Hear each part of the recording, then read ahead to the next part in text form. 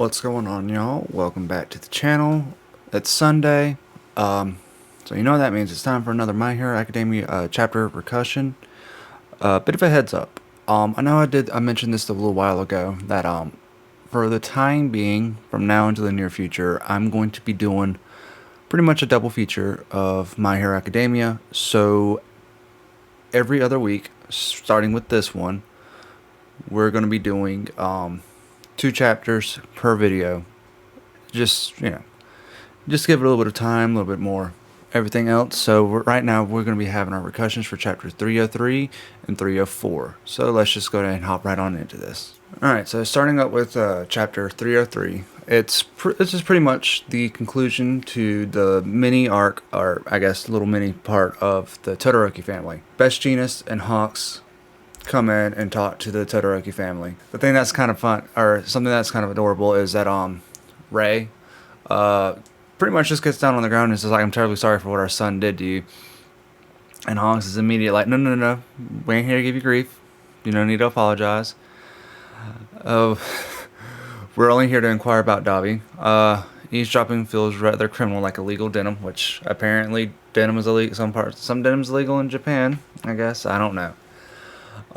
So they're talking about Genus and Hawks are talking about how they want to team up with the Todoroki family to bring down Dabi. Hawks is basically saying, I used to watch videos of you, Endeavor. So to hear that a session from your younger days grew into all of this, it was quite shocking. This didn't come up in your discussion about Toya, but Hawks is basically asking, Shoto's burn here, was that also you, Endeavor? And that's when Ray says, that was me. Hawks pretty much just inserted himself into the Todoroki family, because I can now see him as Shoto's big brother. He basically is thinking to himself that he never really got to face his folks like that. He gave up on them and moved them and left them behind. And he basically tells Shoto that he's a class act. Hawks is basically telling Endeavor everything's going wrong. Over Shigaraki and the Nomu smashed up Tartarus and six other prisons, so they freed over 10,000 convicts. The members of the Heroes Public Safety Commission, dead or in the hospital, they've lost the power to organize heroes. And like with a couple chapters ago with that, I believe he was like the number 10 or number 9 hero, the old dude. A lot of them retired by this nasty climate. Villains are more daring than ever. Citizens are lost faith. They're going out and trying to defend their towns and everything themselves. But because of that, they're causing more damage and destructions. Interesting enough, they're trying to get in heroes from other countries, but because of, bureaucracy being dismantled, the paperwork isn't really working, so they're not able to get these heroes from other countries to help out. And all this happened within the past 2 days. Hawks is basically saying, your wife is right. Your only choice is to fight. And this is where Hawks and Genus both decide to team up with with Endeavor and the Todoroki family. And Endeavor's like, why would you? Even when what Dabi says about the Todoroki family is true, I know things are different now. And Hawks says, I'm going to lend my support to anybody trying to be better.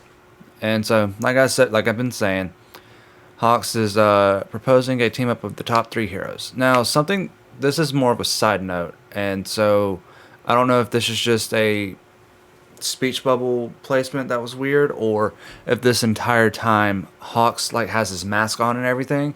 So I don't know if his vocal cords are messed up, and so he's using a text to speech to talk, because the speech bubble is coming from his cell phone and it looked like he's typing. So I'm assuming that's what's going on, is that he just can't really speak all that much. Genus is like, yeah, I put my life in Hawks' hand from the start, and I'm accustomed to walking down hellish catwalks such as these. Now that we and your family have lightened your load, do you think you can stand up and move forward? Endeavor's yes. The middle brother, I can't remember his name off the top of my head, says, this is only until we stop Toya. Got it? And he's like, yes. Hawks is basically saying, I don't mean to be pushy, but we need you to go ahead and just get everything out on the table. We need you to make a statement about this. Accusation is public. It's public. There's no point in avoiding it. I've already thought of a statement more or less, but there's one point I'm still fuzzy on. One for all. What is it exactly? And so the sister is just like, that reminds me. While facing off with Shigaraki, Endeavor muttered a mysterious phrase. What does one for all mean? Is it somehow related to the supervillain known as All for One? Hawks, one for all. Right now, we need to know what that means. And Endeavor thinks back to the battle, and he's just like, sorry for using the private frequency, but there's a chance Shigaraki is after me specifically. And he's just like, Deku? And then we have like a, and then we have a, little fun moment with Bakugo. He's like, damn it, freaking Deku. And so we have Sugar Rush, Mineta, and Sue just carrying Bakugo away. Ida's just like, I feared for the worst when I saw those wounds, but Chaku Uraka is like, huh, he's noisier than ever, huh? Jiro's just like, they're saying Tokiyami and Kaminari are cleared for release. And his body's okay at least, right? And Ochako's like, that's what they say. And that she's worried. Best Genus and Hawks, they meet up and it's like, Genus is like, Great Explosion, Murder God, Dynamite. God, I hate that fucking name so much. I hate it. Like, I don't mind the Dynamite, but the Great Explosion, Murder God, like, that's where I don't like it. I'm sure that there's some reason in, like, the Japan, like, because from what I remember correctly, like, the kanji or something, I could be completely wrong about this. If I am, I apologize, or, please let me know down below what, but Bakugo's name is, like, supposed to be a pun on explosion, so that's why he's Explosion Murder God or something. I still don't like it. If that's the case, I'll feel a little bit better about it, but I just don't care for it. But he's like, you're alright. And Bakugo's just like, do I look alright to you? And Hawks wants to speak with Midoriya, but All Might wanted to speak to him alone. And it ends with All Might basically saying, I can feel the version of me dwelling inside the boy, inside One for All. And that he's talking with the predecessors. So right now we're going to go to chapter. While I've been on record saying that I have truly enjoyed the Todoroki stuff, I have also mentioned that I desperately wanted to see the Onescape, which is, I don't know if that's officially what it's called or not, but that's just what I've been calling it for the time being. The Onescape, the avatar state for previous users for All for One. Deku, of course, is thinking about everybody: Aizawa, Trina, Ryukyu, Kachan, Ida, yada yada. And so the Onescape is very interesting looking. It's not exactly what I don't know, I really don't know what it was that I was imagining it would be. But basically we have everybody, and they're sitting in these giant, like, thrones almost, just like in a semicircle, just talking to each other. People sitting down in the chairs, and they're all facing Deku, but we have two other people in the back, just face against the wall. And now that I'm looking back through this, like I said, I've already read through this. The one on the left, I swear to God. Oh, man. He's got these giant ass gauntlets that I just now noticed, and they look similar enough to Bakugo's stuff, which I hope, please don't let that be him. Anyways, so I believe Black Whip, the user for Black Whip, but I can't remember what number he is, because they've gone in so completely different orders on who shows up and when, so I don't know their numbers, so I'm just going to be calling them by their powers. Unless they actually have a name like Nana. Black Whip's basically saying, before you wake up, we've got to have a chat. Number one, saying sorry to force this on you in such trying times. And then we see the two other people just against the wall, not saying anything. And 4, Danger Sense, is this too is destiny. And Black Whip's just like, nah, it's just a matter of timing. My esteemed colleague Banjo has already spoken to you a bit about this, and Nana's just silent, and I think she's looking over at All Might, because All Might's still alive, or as we find out later in the chapter, his consciousness is different from everybody else. He's still like flame. He's still flamey. Deku's just thinking to himself that all the predecessors are with me in a dream again. One's basically saying we can only interact with you by weaving through the interstices of your flickering consciousness, but that limitation no longer exists. About 4 months ago, my power, that is to say One for All, began growing rapidly. Along with the growth, the vestiges of the predecessors within One for All took on more solid forms, and now they're able to communicate with each other. In the earlier battle, my brother's power drew us out by sheer force, allowing us to appear before you more easily. Don't worry, kiddo, we'll still give you your privacy when you need it. And he's like, oh right, you got a mouth. Deku's like, wait, right there. I did manage to speak then. My mouth has formed just a little bit. And so, because Deku doesn't really fully have his mouth, he's just speaking in he's speaking broken. So he's like, ooh, e, ooh, e. And he's like, what do you need to tell me? And Black Whip's just like, nice. That's funny as hell. So Danger Sense says, allow me to explain. My name is Higeki Shinamori. In your last battle, you drew on my power without meaning to. And he's like, Danger Sense. And he's like, yo, that came as a shock to me. And he's like, sorry. Deku. Oh. I get the sense that it would have been better for you to discover Danger Sense in a better setting. And everybody's like, oh, yeah. And Black Whip's like, Shinamori here was a weirdo who shunned modern society for the life of a hermit. And he's basically saying, they were the weirdos, not me. And he's basically asking, do you happen to know how long I lived and what killed me? And he's like, you died at 40, but not sure what killed you. It wasn't written in All Might's notes, or rather, it was like he wrote something about it, but erased it. Danger Sense 4. Like I said, I'm just going to be calling them, if I can remember their numbers, I'm going to call them their numbers or by their powers. So 4 is like old age. He was 40, and that's what Deku's thinking. Banjo and I had no way of knowing my cause of death until Yagi told us after some research. I'll get straight to the point.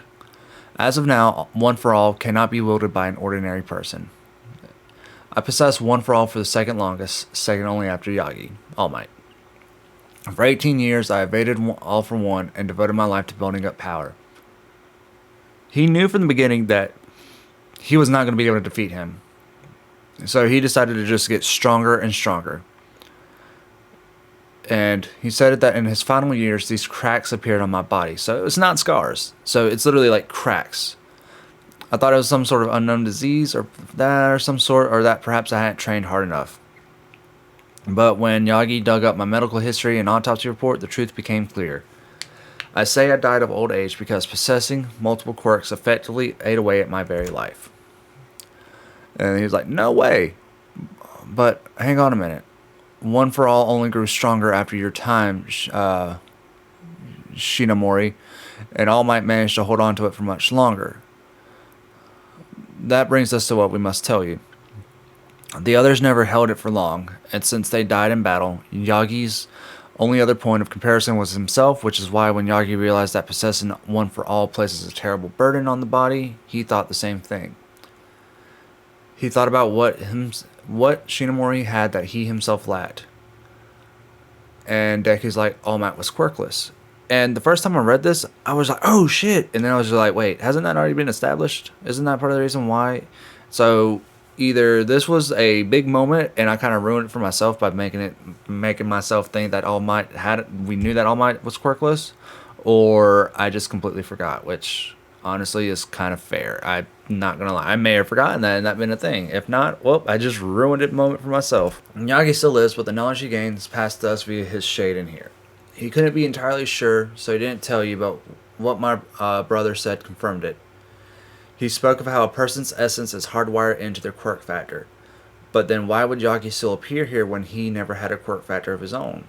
All this time we believed that the raw spirits of us predecessors resided within One for All. But in truth, those fragments of consciousness came about with the quirk factors of the second through the seventh successors.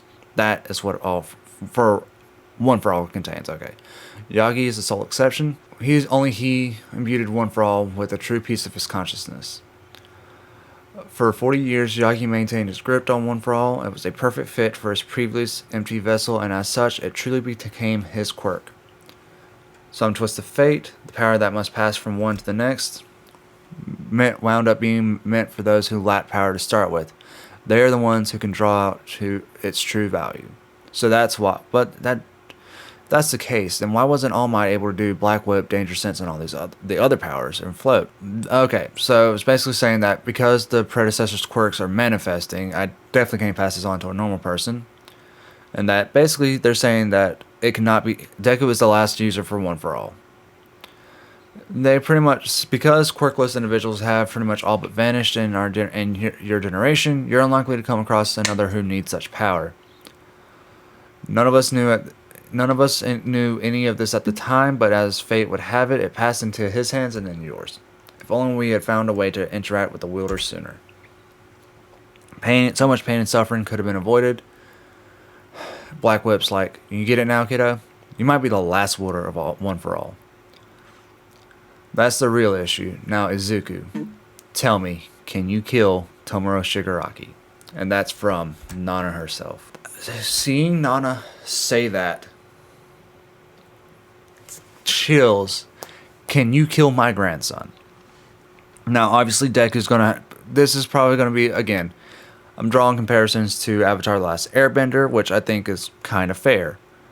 Past lives, or past users, are asking Deku, can he kill the main baddie? Guarantee you in the next chapter, Deku's going to be like, no, I can save him. He wants to be saved. All this other stuff. Because, and whenever, near the end of the battle, Deku says, you look like you wanted to be saved. I honestly do not want that to happen.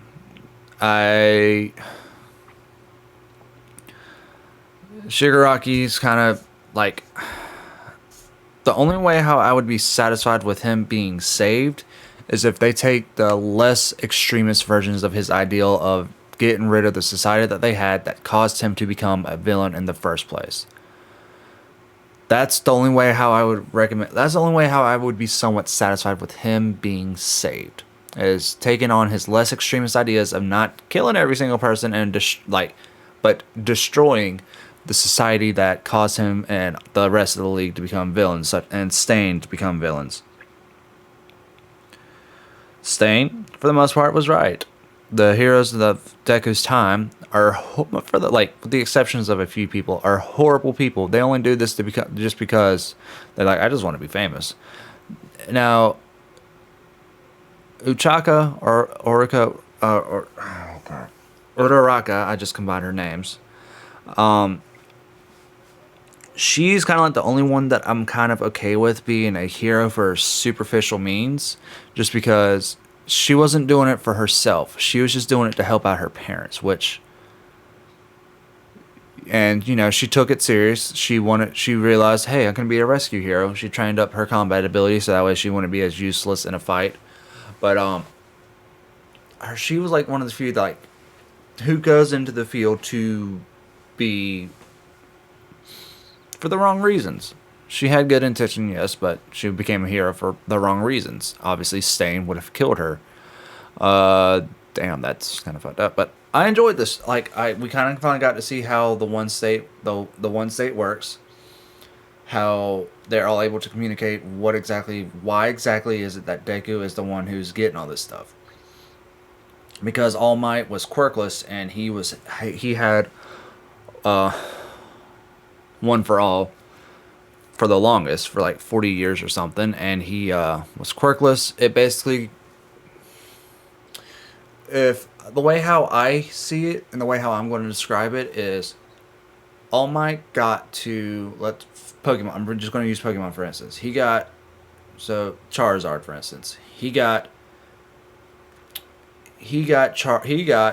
basically Charmander, right? He got a Charmander, or he got Charmeleon. We'll say that he got Charmeleon because everybody else had it from Charmander, and then whenever he got it, it kind of evolved into Charmeleon, right?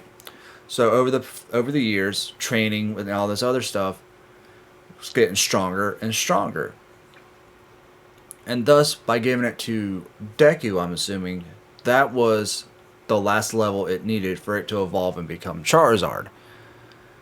So, because he transferred on to Deku, who was also quirkless, and he was able to just work with it because he didn't have any quirks, that's why Deku was able to get all the different powers and able to actually communicate with everybody else, because it just got stronger with him. Now, if I'm thinking correctly, that's part of the reason why, back during the sports festival arc, whenever he was going against Shinzu, I believe, he felt everybody, and he was able to just, flick his they're able to take control, flick his finger, so that way he could break out of the mind control. Now, the one let me go back real quick. Maybe the reason why he's able to actually start talking with the people is because All Might's retired, and so his shade, like they said, was able to come in and just start like bringing them together, like finding the strings, and it was just like pulling them together. That's the only thing I can. That's what I'm thinking of. But either way, like I said, I'm a little sad that the Todoroki stuff, the Todoroki family's kind of stuff is kind of finished for right now. But I am excited that we finally got to go back into the one state because I've been saying I've been wanting to see more about this. Um,